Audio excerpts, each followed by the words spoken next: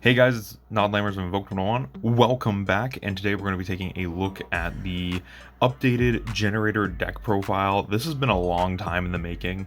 Like, I should have put this out a while ago, and I feel bad that I didn't. But here it is now. This is just kind of a quick and dirty, this is what the deck does. This is how I'm playing it with the new stuff. It's very much become a control deck that kind of wants to go second in a weird way. And yeah, it's a really fun deck. But before we get into it, don't forget to hit that subscribe button down below, and let's get into the main deck monsters. Starting us off is the main bread and butter of the deck, Triple Lopter, Shadow of the Generaider bosses. This guy, like most Generaider bosses, he says you can only control one of him, and then during your opponent's turn, all Generators you control gain 1000 attack and defense, and then during the main phase, quick effect, you contribute a monster with different, one Generaider monster, special summon a level 9 Generator with a different name from your deck. So you contribute himself, you contribute one of the tokens, really good card, and the fact that this is their normal summon is fantastic. The next card that we're playing is 3 Vala. This is the new one out of Photon Hypernova. This card does a lot for the deck. So much like the other Generaider bosses, you can only control one. You can only use each of the following effects of Vala once per turn. If this card is in your hand or grave, you can send one other Generaider card from hand to the graveyard. Special summon this card, but banish it when it leaves the field.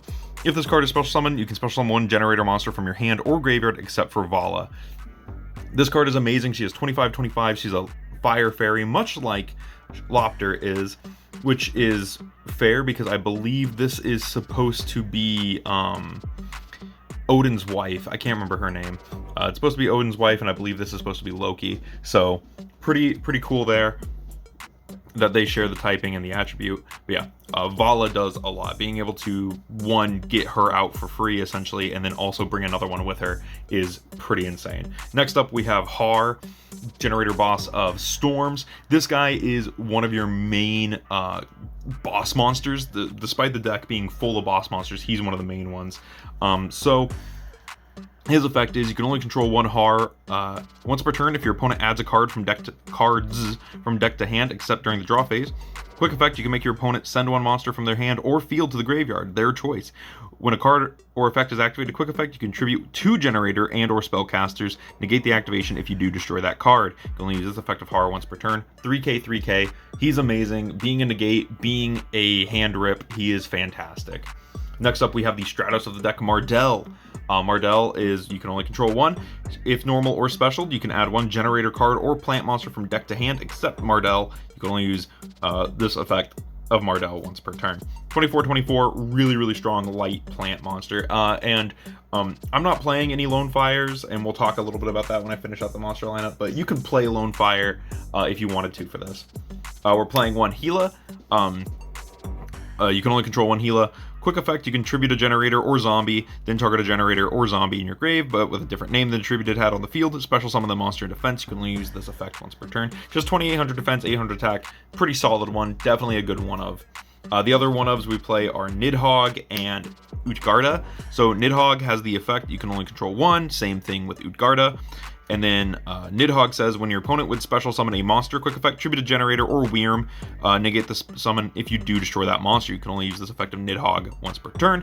Utgarda has the ability of quick effect, tribute 2 Generators or rocks, target one card on the field and banish it. So both are kind of interruptions. Both are pretty strong. I like setting up Nidhogg and Har, or Nidhogg and or Utgarda and Har. They are kind of costly, but yeah, it does. You gotta kind of balance with that because Nidhogg, Utgarda, or Nidhogg Har is really strong. So I don't play any of the fairies like Diviner or whatever. I was gonna play Diviner, but I couldn't find my Trias Hierarchia, so just how it fell. I know I have a bajillion of them, but I couldn't find any of them. But I do think that this deck doesn't need it. For other stuff, playing Pankratops, 3 Ash and 3 Bell. Now you can really play whatever you want as far as like these 7 slots right here. This is kind of just like the hand trap slot in my opinion. There's a few cards that when we get to the spells and traps you could cut if you wanted to play a bigger fairy package, but yeah, 7 hand trap slots is what I like with this deck. Spells and traps. Of course, you know, we have to play the 3 field spells. Like, it's mandatory. The field spell, once per turn, if a card is added from main deck to opponent's hand, except during damage, special summon 1 generator monster from deck and defense. If you special summon a generator monster during your opponent's turn, except during the damage step, you can special summon as many generator tokens, Fairy Light, level 4, 15/15, as possible in attack position, but destroy them during the end phase, even if this card leaves the field. Only use this effective generator stage once per turn. But yeah, your main bread and butter right here. It gets you your tokens for your tributes. It puts a guy on the field. Really strong card, really powerful, and definitely necessary for the deck. The only other generator spell we play is 1 boss quest. Quest is okay. It's not the best. This is one of those cards you could cut and probably be fine. It says reveal a generator monster in hand. If you do, add up to 2 generator spells or traps with different names from each other up from your deck to your hand, except quest, then place the reveal card on the bottom of the deck. So it does let you cycle your boss monsters, which is good, but at the same time, and it does fetch your field spell, which is the main reason I'm playing it. There's not too many targets for the 2, but it does say up to 2, so you could also just like kind of trade this and the boss guy for the field spell, even though that is a neg. But hey, it's what you do. For other spell cards, we are playing triple World Legacy Monstrosity. This is kind of a mandatory 3 of. This card is made for this deck, or should I say this deck is designed for this card, as this card came out first. But yeah, it says activate one of these effects, either special summon a level 9 from your hand or target a level 9 you control. Special summon from your deck 2 level 9s with different types and attributes from that face-up targeted monster and with different names from each other. These 2 monsters can attack, destroy them during the end phase. That's fine because you're going to use them for XZ summoning. So yeah, really insane card. Lets you summon Mardell because it doesn't negate their effects, which is really good. So you can special Mardell, get the search off Mardell, and that's the main play that you're using this for, is to put Vala on board and then summon Mardell with it. So yeah, really strong card. The not the last spell, but the last 3 of we play is 3 Pot of Prosperity. I'm sorry. Yeah, this is an expensive card. Yes, I know. You could try to play Extravagance if you really wanted to. The extra deck is very flexible. Like legit, Pot of Prosperity really doesn't like. Extrav, Prosperity both do the same thing. The main reason you're doing this is so that way you can see your combo pieces. It's a control deck. 1 Terraforming, 1 Called By, 1 Foolish for Vala, 1 Raigeki, and 1 Monster Reborn. These are all spells that come up. They are all spells that I feel are kind of important to the deck to a degree, at least as one of. It's a go second strategy right now. This is, you really just want to build a board and hope your opponent can't break it. That's where we're at right now. It's really hard setup interruption. I say go second. It's not really a go second deck. It's a go first deck that you have to play the go second cards in. For traps, we're playing 2 Boss Fight, activate a generator field spell from deck or grave, then your opponent draws a card. So immediately puts the boss stage on field and then immediately triggers it, which is really nice. Then we're playing 3 Evenly Matched. This is to, if you go second, you can just use the evenly, break the board, and go off. Boss Fight is the only other generator spell and trap that we play. So we play the field spell, fight, and quest. That's it for the main deck. Moving into the extra deck. Of course, this deck did get a brand new rank 9 monster. This deck is really good at XZ summoning. So we got the 2 Levitain generator boss of Shadows, which, as you might notice, level is a fire fairy and is the boss of Shadows, much like this Shadow of the generator bosses. It's heavily implied that this Lop and Lopter are the same card. So Levitain is a rank 9 fairy XZs. It says 2 level 9 monsters. It says you can only control 1 Levitain. Monsters your opponent controls lose 1,000 attack and defense. Kind of how Lopter gains gains your guys 1,000 attack. And then it says quick effect, tribute this XZ summon card, special summon a non-fairy generator XZs from your extra deck. Then you can attach cards from any field or graveyard or graveyards to that special summon monster as material, up to the number of materials this card had. Again, much like how if you know Norse mythology, you know that Loki was the father of Jormungandr. So the main XZs that you summon with this is Jormungandr. So very much in theme with what Lopter and Levitain are supposed to be. Anyway, Jormungandr, Generator Boss of Eternity, the only other Generator boss monster, is a level 9 reptile. You can only control one, needs 2+ level 9 monsters. And it says this card's original attack and defense become 1,000 times its number of materials. Quick effect, you can detach a material from this card. Each player draws a card, then each player that drew attaches a card from their hand or field to this card. You can only use this effect of Jormungandr once per turn. These together are a pretty strong little interruption. Being able to tag out Levitain into Jormungandr and put 2 materials under him, and then Jormungandr trigger your own field spell and do a whole bunch of stuff.